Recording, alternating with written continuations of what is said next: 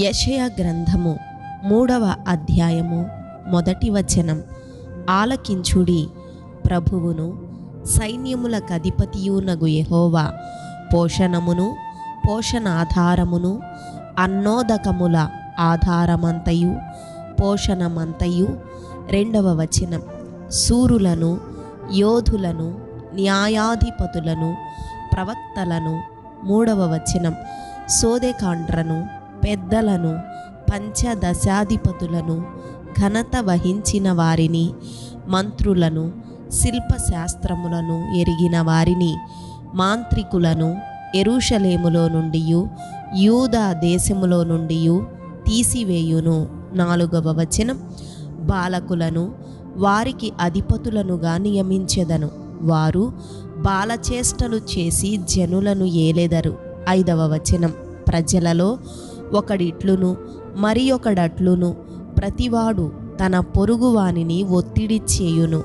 పెద్దవానిపైని బాలుడును ఘనునిపైని నీచుడును గర్వించి తిరస్కారముగా నడుచును. 6వ వచనం.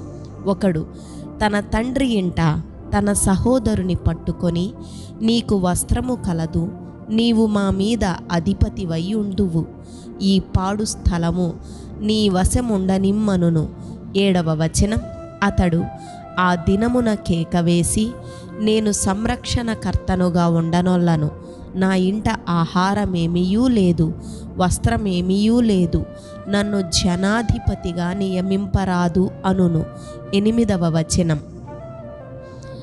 యెరూషలేము పాడైపోయెను, యూదా నాశనమాయెను, యెహోవా మహిమగల దృష్టికి తిరుగుబాటు చేయునంతగా వారి మాటలును క్రియలును ఆయనకు ప్రతికూలముగా ఉన్నవి. 9వ వచనం. వారి ముఖలక్షణమే వారి మీద సాక్ష్యం ఇచ్చును, తమ పాపమును మరుగు చేయక సొదొమ వారి వలె దాన్ని బయలుపరచుదురు. తమకు తామే వారు కీడు చేసుకొని ఉన్నారు, వారికి శ్రమ. 10వ వచనం. మీకు మేలు కలుగునని నీతిమంతులతో చెప్పుము, వారు తమ క్రియల ఫలముననుభవింతురు. 11వ వచనం. దుష్టులకు శ్రమ, వారి క్రియల ఫలము వారికి కలుగును. 12వ వచనం. నా ప్రజల విషయమై నేనేమందును, బాలురు వారిని బాధపెట్టుచున్నారు, స్త్రీలు వారిని ఏలుచున్నారు. నా ప్రజలారా, మీ నాయకులు త్రోవను తప్పించువారు. 13వ వచనం. వారు నీ త్రోవల జాడను చెరిపివేయుదురు, యెహోవా వాదించుటకు నిలువబడి ఉన్నాడు, జనములను విమర్శించుటకు లేచియున్నాడు. 14వ వచనం.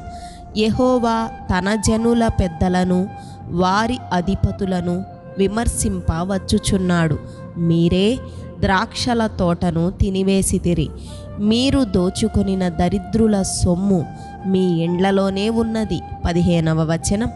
నా ప్రజలను నలుగగొట్టి మీరేమి చేయుదురు, బీదల ముఖములను నూరి మీరేమి చేయుదురు అని ప్రభువును సైన్యములకధిపతియునగు యెహోవా సెలవిచ్చుచున్నాడు.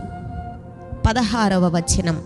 మరియు యెహోవా సెలవిచ్చినదేమనగా, సియోను కుమార్తెలు గర్విష్ఠురాండ్రై మెడచాచి నడచుచు ఓరచూపులు చూచుచు కులుకుతో నడచుచు తమ కాళ్ళ గజ్జలను మ్రోగించుచున్నారు.